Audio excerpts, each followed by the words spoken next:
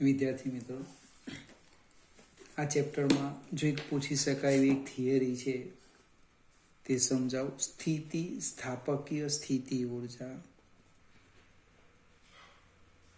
સ્થિતિ સ્થાપકીય સ્થિતિ ઊર્જા. સ્થિતિ સ્થાપકીય સ્થિતિ ઊર્જા કદાચ 2 માર્કમાં પૂછી શકાય. અવાર સુધી જે ચર્ચા કરી થિયરી સમજૂતી હતી, પ્રતિબળ, વિકૃતિ, એનો સંબંધ અલગ અલગ. હવે એમાં સ્થિતિ ઊર્જા ક્યાંથી આવે? તો ધારો કે આપણી પાસે એક આ તાર લઈ લઈએ, એને આપણે આ રીતના બળ લગાડીએ, ખેંચીએ, તાણીએ તો અંદર શું ઉદ્ભવે? પ્રતિબળ ઉદ્ભવે. એ પ્રતિબળ એ આ બાહ્ય બળનો વિરોધ કરે. એટલે અંદર જે ઉદ્ભવતું પુનઃસ્થાપક બળ, પ્રતિબળ નહીં, તારના દ્રવ્યની અંદર ઉદ્ભવતું પુનઃસ્થાપક બળ. ધારો કે પહેલા જે કણો વચ્ચેનું અંતર હતું આટલું, હવે તણાવ બળ લાગવાને કારણે એ અંતર આટલું થઈ ગયું, અંતર વધી ગયું. એનો અર્થ R is greater than R0 થયું. એમાં પુનઃસ્થાપક બળ ઉદ્ભવવાનું. આ રીતે આ પુનઃસ્થાપક બળ વિરુદ્ધ એની લંબાઈમાં ફેરફાર કરવા અને જે કાર્ય કરવું પડે એ કાર્ય આ દ્રવ્યમાં સ્થિતિ ઊર્જાના સ્વરૂપમાં સંગ્રહ પામે છે.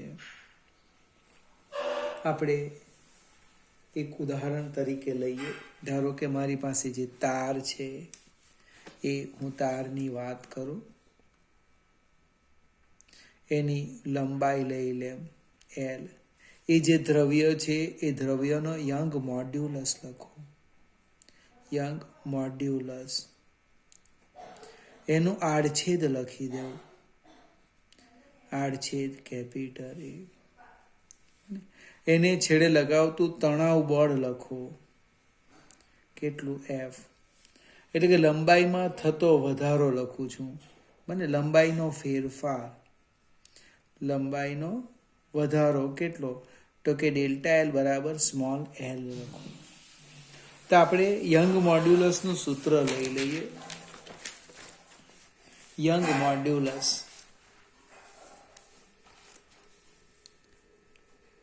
મને પ્રતિબળ છેદમાં વિકૃતિ. ડાયરેક્ટ પણ લખવાનું, પણ પ્રેક્ટિસ થશે થોડી. એટલે યંગ પ્રતિબળ તો કે બળ ભાગ્યા આડછેદનું ક્ષેત્રફળ છેદમાં લંબાઈમાં થતો ફેરફાર ભાગ્યા મૂળ લંબાઈ. એટલે કે યંગ મોડ્યુલસ આમ લખાય FL બાય AL. એટલે બળ કેટલું આવ્યું? તો કે F બરાબર young modulus A L by capital L. હવે આ જે તાર છે એ તારની લંબાઈમાં આપણે સૂક્ષ્મ વધારો કરીએ. બાજુમાં લખું છું જો. તારની લંબાઈમાં સૂક્ષ્મ ડેલ્ટા L જેટલો વધારો કરવા થતું કાર્ય. તો કે DW બરાબર FDL. પાછો પ્રશ્ન ઉદ્ભવ્યો, આમાં સૂક્ષ્મ શબ્દ શા માટે લીધું? તો કે આ બળ છે એ ચર બળ છે. લંબાઈ બદલાય એટલે બળ પણ બદલાય. પણ આપણે જે ફેરફાર લેવાના એ એટલો બધો સૂક્ષ્મ છે આ DL, કે એ દરમિયાન હું આ બળને લગભગ અચળ લઈ શકું. તો આ સૂક્ષ્મ ફેરફાર દરમિયાન થતું કાર્ય DW બરાબર FDL. જે દિશામાં આપણે બળ લગાડીએ એ દિશામાં આપણે સ્થાનાંતર કરવાના. હું Fની કિંમત મૂકી દેમ તો કે young modulus A by capital L L DL. આ થયું DW. પણ મારે તારની લંબાઈ કેટલી વધારવી છે?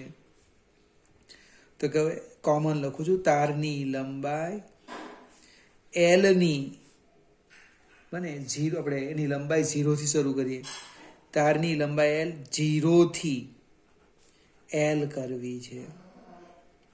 તો આ દરમિયાન થતું કાર્ય ચર બળવાળું W બરાબર સંકલન DW ક્યાંથી ક્યાં 0 થી એલ. DW ની કિંમત મૂકીએ. મેથેમેટિક સ્ટેપ છે મિત્રો. Young modulus A/L small l into DL. હવે યંગ મોડ્યુલસ E અને L એ તો અચળ છે, બહાર કાઢી લઈએ. 0 થી L DL. સંકલનના આપણે સ્પેશિયાલિસ્ટ કહેવાય. બને યાદ આવે કે નહીં આવે? x⁻n dx. તો લખીએ, શું લખીએ? x⁻n + 1 divide by n + 1. અહીંયા l ની ઘાત 1 છે, એટલે 1 + 1 2, અને છેદમાં પણ 2 થવાનું, એટલે W બરાબર young modulus A/L capital L છે ઇન્ટુ L²/2 0 થી L. હવે મર્યાદાવાળું સંકલન છે. સરવાળો કીધો ક્યાંથી? અહીંયાથી અહીંયા સુધી. જ્યાં L દેખાય ત્યાં ઉપલી સીમા ઓછા L દેખાય ત્યાં નીચલી સીમા. એટલે શું થશે? Young modulus A/L L²/2 -0.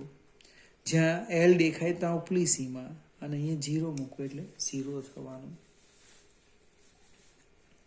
એટલે આપણે આમ લખી દઈએ, young modulus A capital L L²/2.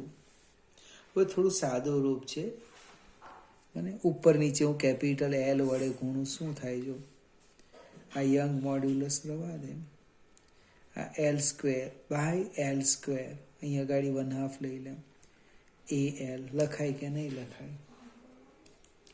જો આ L તો નીકળી જાય એટલે પાછું તે આવી L²/કેપિટલ L A/2 અને યંગ મોડ્યુલસ. અને હું આ રીતે લખું છું, જો W બરાબર 1/2 યંગ મોડ્યુલસ લંબાઈમાં થતો વધારો મૂળ લંબાઈનો વર્ગ છેદમાં AL. હવે આને શું કહેવાય? આને L/L વિકૃતિ. શું કહેવાય? વિકૃતિ. એટલે W બરાબર જો 1/2 યંગ મોડ્યુલસ વિકૃતિનો વર્ગ છેદમાં કદ, જ્યાં V બરાબર કદ લખવાના. ક્વિક મિત્ર હજુ પણ સાદું રૂપ આપે. યંગ મોડ્યુલસનું સૂત્ર લખી દેજો. W બરાબર 1/2 યંગ મોડ્યુલસ પ્રતિબળ ભાગ્યા વિકૃતિ, વિકૃતિ સ્ક્વેર કદ. 1 નીકળી જાય એટલે ખૂબ અગત્યનું સૂત્ર આવ્યું. આટલી ઉર્જા એમાં સ્થિતિ સ્થાપકીય સ્થિતિ ઉર્જાના સ્વરૂપમાં સંગ્રહ પામે છે. હવે એકમ કદ દીઠ સંગ્રહિત ઉર્જા એટલે U બરાબર W/V. આવીને સામે લઈ જાવ એટલે સૂત્ર આવી ગયું, U બરાબર 1/2 σ ε. ફરીથી ઉતાવળ કરવાની કોઈ જરૂર નથી. આ બંને સૂત્ર સરખા છે. આ એકમ કદમાં સંગ્રહિત સ્થિતિ ઉર્જા છે, આ V કદમાં છે. એટલે રકમ વાંચો, એક્ઝામ્પલની ઓબ્જેક્ટિવ સમજવા પ્રયત્ન કરો, અને પછી જ જવાબ આપવાનો, ઉતાવળ નહીં કરતા. આ V કદમાં સંગ્રહિત સ્થિતિ ઉર્જા છે, આ એકમ કદમાં U, તો V કદમાં કેટલી? તો UV લખાઈ જાય છે. આ એક પ્રશ્ન છે જે પૂછી શકાય એવો છે. હવે આ ચેપ્ટરમાં આપણે એક વસ્તુ શીખ્યા, સ્થિતિ સ્થાપક અંગ. પણ પ્રશ્ન ઉદ્ભવ્યો, એ શીખવા પાછળનો હેતુ શું? એટલે કહેવાનો અર્થ સ્થિતિ સ્થાપકની વ્યવહારિક ઉપયોગિતા શું છે? તો લગભગ 3-4 ઉદાહરણ આપેલા છે, એમાંથી હું એકાદ બે સમજાવવા પ્રયત્ન કરું જે મને ખ્યાલ છે. હવે કોઈ પણ દ્રવ્યનો આપણે કોમન ચર્ચા કરીએ. કોઈ પણ દ્રવ્યનો આપણે ઉપયોગ કરીએ, ઉપયોગ કરવામાં આવે ત્યારે એક સૂચના હોય. કઈ સૂચના હોય? કોઈ પણ દ્રવ્યનો ઉપયોગ કરવામાં આવે ત્યારે તેમાં ઉદ્ભવતું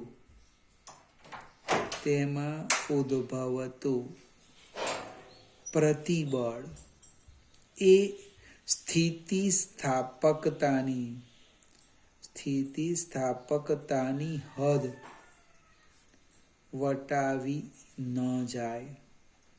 મેઇન વસ્તુ આટલું જ છે કે કોઈ પણ દ્રવ્યનો આપણે જ્યારે ઉપયોગ કરવામાં આવે ત્યારે તેમાં ઉદ્ભવતું જે પ્રતિબળ છે એ પ્રતિબળ સ્થિતિસ્થાપકતાની હદ વટાવી ન જવી જોઈએ. વટાવે તો શું થાય? ઝડપથી વિકૃતિમાં વધારો થાય, પ્લાસ્ટિક વિરૂપણ કાયમી રહે અને ફ્રેક્ચર પોઈન્ટ પર પહોંચે તો તૂટી જાય. એવું એક ઉદાહરણ અહીંયા બહુ સરસ આપેલું છે. ક્રેનનું લઈએ. પહેલું ઉદાહરણ એક ક્રેન, ખ્યાલ આવશે તમને.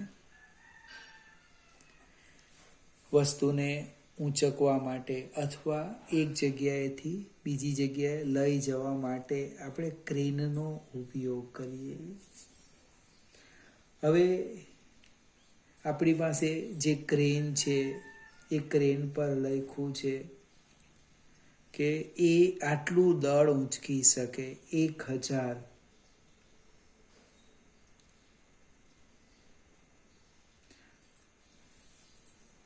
આપણે ઉદાહરણમાં લઈએ ક્રેન 10 ટન એટલે 10,000 કિલોગ્રામ લઈએ, ચોપડીનું ઉદાહરણ પ્રમાણે. 10 ટન વજન ઊંચકી શકે એવો એની અંદર તાર જોઈએ. હવે ક્રેનમાં કઈ સિસ્ટમ હોય તો હું ખાલી આકૃતિ સમજાવું. આ રીતના એક ઘરઘડી હોય, મને આગળ બધું કનેક્શન હશે એમાં પડીએ ને, એમાં એક તાર હોય આ રીતના. અહીંયા નીચે એક હૂક હોય. હૂક આ જે છે તારનું દોરડું છે, તાર છે તાર.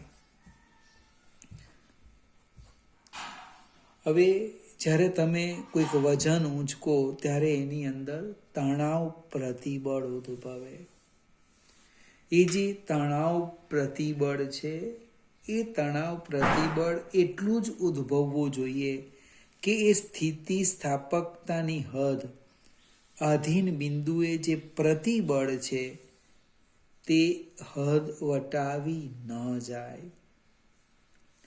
હવે વટાવે તો શું થાય? તો એની લંબાઈમાં ઝડપથી વધારો થાય. તમે જેને ઊંચકવાના એ પાછું જમીન પર જતું રહે. તો આપણે જે ક્રેન છે એ 10 ટન એટલે 10,000 કિલોગ્રામ ઊંચકે એવી છે. હવે જે સ્ટીલ લેવાના છે એ સ્ટીલનું સ્થિતિસ્થાપકતાની હદે અથવા આધીન બિંદુ પાસે પ્રતિબળ કેટલું લઈ લઈએ? તો ચોપડીની રકમ લખું છું, 3 × 10⁸ ન્યૂટન પર મીટર સ્ક્વેર. આનાથી વધારે પ્રતિબળ અંદર ઉદ્ભવવું જોઈએ નહીં. તો પ્રતિબળનું સૂત્ર છે F/A. અહીંયા F એટલે વજન બળ લેવાના, એટલે કે mg/a. એને હું સૂત્રના કરતા કરું. એ બરાબર mg/σ. એ કિંમત મૂકી દઈએ આપણે, બને mg બરાબર હજુ લઈએ πr², એ બરાબર πr² mg/σ એટલે ત્રિજ્યા આવવાની. r² બરાબર mg/π કિંમત મૂકો 10,000 ગુણ્યા 10 3.14 ગુણ્યા 3 ગુણ્યા 10⁸ આપણે લગભગ સાદું રૂપ આપીએ એટલે આર લગભગ આવે છે 1 સેન્ટીમીટર. માત્ર એને સમજવાનું છે આપણે કે જો મારે સ્ટીલનો તાર લેવો હોય, તારનું દોરડું આ સ્ટીલનું લેવું છે, સ્ટીલ, અને એની મદદથી કેટલું દળ ઊંચકવું છે 10,000 કિલોગ્રામ. તો એ તારની જે ત્રિજ્યા છે એ લગભગ 1 સેન્ટીમીટર કરતાં વધારે રાખવી જોઈએ. એમ કહેવાય કે સામાન્ય રીતે સુરક્ષાના હેતુથી બોજના 10 ગણા જેટલા બોજ ખેંચવા માટે દોરડું લેવું જોઈએ. એટલે અહીં 10 ટન લખેલું છે, ઊંચકવાનું 10 જ ટન છે, પણ આપણે એને એના કરતાં 10 ગણું એટલે જસ્ટ કલ્પના કરો કે 100 ટન ઊંચકાય. તે માટે જો દોરડું લેવું હોય તો એની ત્રિજ્યા લગભગ 3 સેન્ટીમીટર આવે. અહીંયા આપણે એક મીંડું વધારી દઈએ. ક્રેન ઊંચકવાનું છે 10 ટન, પણ ગણતરી કેવી કરવાની, જે ઊંચકવાનો છે ભાર એના કરતાં 10 ગણો ભાર એ ખમી શકે એ પ્રકારનું દોરડું લેવું. તો ત્રિજ્યા 3 સેન્ટીમીટર હોવી જોઈએ. હવે 3 સેન્ટીમીટરનો અર્થ સમજાવું. તમે માપપટ્ટી લો તો આ 0 છે, આ 3 સેન્ટીમીટર ત્રિજ્યા છે, એટલે વ્યાસ કેટલો થાય 6 સેન્ટીમીટર. આટલો જાડો તાર જો આપણે લઈએ તો એ તો સળિયો કહેવાય, દ્રઢ પદાર્થ. તમે જો ક્રેનને જોઈ હોય ને તો ક્રેનમાં જે દોરડું છે એ વળી શકે એવું હોય. આ તો તાર કેવો બની જાય, 3 સેન્ટીમીટર ત્રિજ્યાનો તાર એ દ્રઢ બની જાય. દ્રઢનો અર્થ એવો થાય કે વાંકો વળે જ નહીં. તો એ દોરડાને એક સ્થળેથી જ બીજે સ્થળે લઈ જવો હોય તો તકલીફ પડે. તો એ તાર કેવી રીતે બનાવવાનો, તો તમે હવે એ તારનું અવલોકન કરવું હોય ને તો જીબી જે આપણે ઇલેક્ટ્રિસિટીવાળા છે એના દોરડા હોય ને એ તાર જોજો. એના એકબીજામાં ગૂંથીને, બને પાતળા તારોને એકબીજા સાથે ગૂંથી દઈએ. કેવી રીતે ગૂંથવાનું તમે એ તાર જો તો ખ્યાલ આવે. બને તો એક ત્રિજ્યા 3 સેન્ટીમીટર જ રાખવાની, પણ એકબીજા સાથે ગૂંથી દેવાનું છે. બને આમ કરવાથી શું થાય, એ એનો દ્રઢતાનો ગુણધર્મ ગુમાવી દે અને સરળતાથી તમે એને વાળી શકો. સૂચના એટલી જ છે કે 10 ટન ઊંચકવું હોય, હવે એની જગ્યાએ હું વધારે ઊંચકી કાઢું તો તાર સ્થિતિસ્થાપકતાની હદ વટાવી જાય એનો અર્થ એમાં કાયમી વિકૃતિ રહી જાય. બીજું પણ એક સરસ ઉદાહરણ છે પુલની ડિઝાઇન.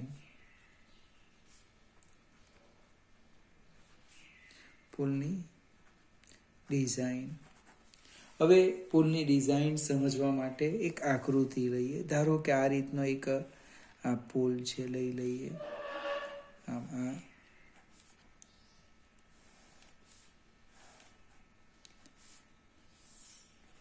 આની જે લંબાઈ છે એ એલ લઈ લઈએ, એની પહોળાઈ બી લઈએ, ઊંડાઈ ડી લઈએ. એને આપણે 2 છેડાથી ટેકવી દઈએ આમ સમજવા માટે. હવે પ્રશ્ન કયો છે, તો આની જ્યારે ડિઝાઇન બનાવે ત્યારે કઈ કાળજી રાખવાની, તો 3 મુદ્દા છે. એક વાહનનો ભાર, બીજું પવન, અને ત્રીજું પોતાનો ભાર ને કારણે એટલો બધો નમવો ન જોઈએ કે જેથી એ તૂટી જાય. અક્કડ પણ નહીં રહેવું જોઈએ. પુલ થોડોક વાઇબ્રેટ થવો જ જોઈએ, પણ વધારે પડતો જો એ નમે તો એ તૂટી જાય. હવે એ માટે શું કરીએ, તો અહીંયા ડાયરેક્ટ એક સૂત્ર લખેલું છે તે સમજાવો કે એના મધ્યમાં ધારો કે હું W જેટલું વજન લટકાવું, તેનું દ્રવ્યમાન કેન્દ્ર હતું અહીંયા, તે અહીંયા આવી ગયું, આટલું નીચે આવ્યું, ડેલ્ટા જેટલું વાંકું વળ્યું, તો આ ડેલ્ટાનું સૂત્ર આવું છે WL³ divide by 4BD³ young modulus. Delta બરાબર WL³ by 4BD³ young modulus. હવે આપણો પ્રશ્ન છે વંકન 0 કરવું નથી, આને શું કહેવાના? વંકન. પણ એને ઘટાડવું છે. તો ઘટાડવું તો W મારા હાથમાં નથી, એટલે જે વાહનો જવાના હશે જશે. થોડું ઘણું કદાચ મટીરિયલથી દળ ઘટાડી શકું. બીજું, બે છેડા વચ્ચેનું અંતર પણ મારા હાથમાં નથી. તો છેદ વધારીએ તો એક બને યંગ મોડ્યુલસ મોટો હોય તેવા દ્રવ્યનો ઉપયોગ કરવો. યંગ મોડ્યુલસ કેવું હોય? ખૂબ મોટો હોય, એટલે વાય વધે, વંકન ઘટે. બીજું, આ જે બી એની પહોળાઈ એટલે આની વાત કરવા, આ પહોળાઈ, આ વહન જાય ત્યાં પહોળાઈ, એ વધારવામાં આવે તો પણ વંકન ઘટે. પણ પ્રશ્ન એક બીજો છે, જો બી વધે ને તો પહેલા એક વહન જતું હતું, બે પણ જઈ શકે, તો પાછું W વધી જાય.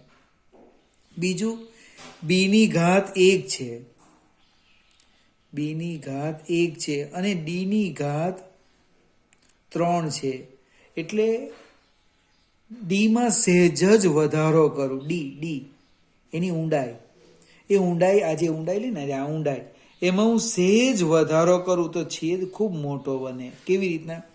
તો 2ની ઘાત 3 એ 8 થાય, અને 1 એકમ વધાર્યો, 3ની ઘાત 3 તો 27 થાય. ખાલી મેં 1 એકમ વધાર્યો છું ભાઈ.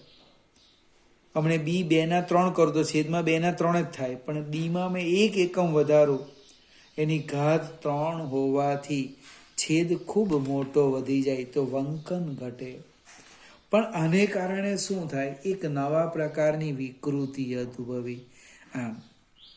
આમે ડી વધારી દીધો, અને આ ડી વધારું તો એમાં આવી વિકૃતિ ઉદ્ભવ આવી.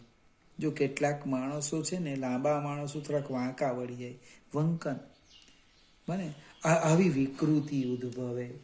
આજે આવી વિકૃતિ ઉદ્ભવે ને એને બકલિંગ કહેવાય.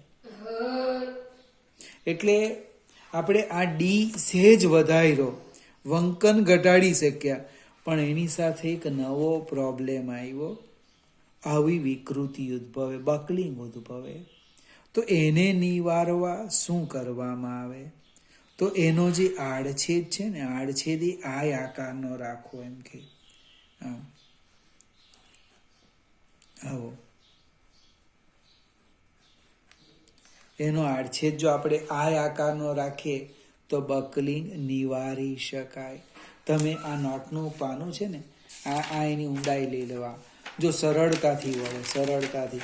પણ તમે એનો એક આવો આય આકાર બનાવવાનો વાળી જો, સરળતાથી વળશે નહીં. એટલે આ પુલની ડિઝાઇન સમજવા માટે વાંચવા કરતાં પાનું જ લઈ લો. આ પાનું તમે આને વાળો, આમ તરત વળી જાય છે. હવે ખાલી એક આય આકાર બનાવો, આય આકાર, પછી વાળવા પ્રયત્ન કરો, તમને ખ્યાલ આવશે, વળશે નહીં. એટલે બકલિંગનું નિવારણ થાય. પછી એક બીજી પણ આકૃતિ આપી છે, આ જે પુલના સ્તંભ બનાવે, સ્તંભ બને. આપણે પુલની વાત કરીએ તો હમણે વાલોડમાં જ બનેલો એક નવો પુલ છે, અથવા તમે ઓવરબ્રિજ જુઓ, ત્યાં શું જોવા મળે? એક સેન્ટરમાં એક મોટો ગોળો સ્તંભ હોય, આ રીતના. હવે આ જે ચોપડીમાં છે એ હું સમજાવું આ રીતના. હવે આના કરતાં એ લોકો એક બીજી અલગ પ્રકારની ડિઝાઇન લે છે. કેવી લે? આ ગોળ સ્તંભ તો છે,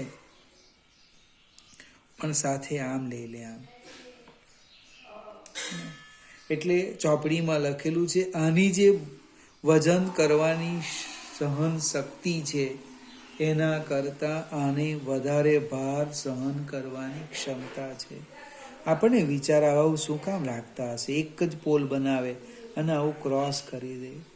અને આના વિશે વધારે માહિતી જોઈતી હોય તો તમારો કોઈક મિત્ર સિવિલ એન્જિનિયરિંગ કરતો હોય એને પૂછવાનું કે આમાં વજન ક્યાં ક્યાં વહેંચાઈ જાય. આમાં સીધો અહીંયા આવે. આ પોળો કરવાથી શું થાય? વજન ક્યાં વેચે? એની બોજ સહન કરવાની ક્ષમતા શા માટે વધે? એક ત્રીજું પણ ઉદાહરણ આપેલું છે, એ થોડું મને ખ્યાલ છે, સમજાવો. પર્વતની વાત કરેલી છે. ત્રીજું ઉદાહરણ પર્વત. હવે એનો જે આકાર છે એ ચોરસ નહીં હોય, પણ આવો ઢગલો બી બને તો આવો શંકુ આકારનો હોય આમ. તો આનું દળ લઈ લઈએ. આ ઊંચાઈ આપણે ધારો કે લઈ લઈએ h, એનું દળ લઈ લઈએ m. તો આનું જે વજન છે એ વજનને કારણે પાયામાં એકમ ક્ષેત્રફળ દીઠ લાગતું બળ એ લગભગ આવે છે h rho g. હવે એકમ ક્ષેત્રફળ દીઠ આટલું બળ લાગે એટલે એને આપણે શું કહીએ? પ્રતિબળ કહીએ. ફરીથી, આ જે પર્વત છે, પર્વતના દળને કારણે એના પાયા પર લાગતું બળ એકમ ક્ષેત્રફળ દીઠ એટલે પ્રતિબળ કેટલું? h rho g. એ આ દિશામાં લાગે આમ, એની આ સપાટી પર લાગતું નથી. હવે આ સપાટી પર એને ધારો કે સ્પર્શીય બળ લાગે, મને સ્પર્શીય બળ લાગે, પવનને કારણે કેમ લાગતું હશે? સ્પર્શીય બળ. હવે આ જે પર્વત છે એ ખડક છે, એની સ્થિતિ સ્થાપકતાની હદ લઈ લઈએ. કેટલી છે? તો ચોપડીમાં આપેલું છે 30×10⁻7. સિગ્મા આટલા લઈ લઈએ. બરાબર લખો h rho g. એટલે કે h બરાબર 3×10⁸ ભાગ્યા ρ g. હવે ρ અને g ની કિંમત મૂકીએ, અંદાજ લઈએ. અલગ અલગ દ્રવ્યનો પર્વત હોય એટલે ઘનતા પણ જુદી જુદી હોય, બને. પણ અહીંયા ρ 3000 kg/m³ લઈને ગણતરી કરી છે, તો h લગભગ આવે છે 10 કિલોમીટર. એમ કહેવાય કે પૃથ્વીની સપાટી પર આનાથી વધુ ઊંચાઈવાળો પર્વત અસ્તિત્વમાં રહેતો નથી. બીજું, ઘનતા બદલાશે, વધશે તો h ઘટશે. કેટલાક પર્વતની ઊંચાઈ ઓછી હોય, કદાચ એની ઘનતા વધારે હશે. હવે આના વિશે બહુ મને ખ્યાલ નથી, પણ 3 ઉદાહરણ છે. એક ક્રેનનું, એક પુલનું અને આ પર્વતનું. એમાં કોઈ એક અથવા બે તૈયાર કરી રાખવાના. ધારો કે સ્થિતિ સ્થાપક કે સ્થિતિ ઉર્જા પૂછ્યું, અથવા તો વ્યવહારિક ઉપયોગિતા સમજાવો, તો તમને 2 માર્ક્સ પૂરા મળે. અહીંયા લગભગ થિયરી પૂરી થાય છે. હવે આના પછીના વિડીયોમાં આપણે એક્ઝામ્પલ જોઈશું.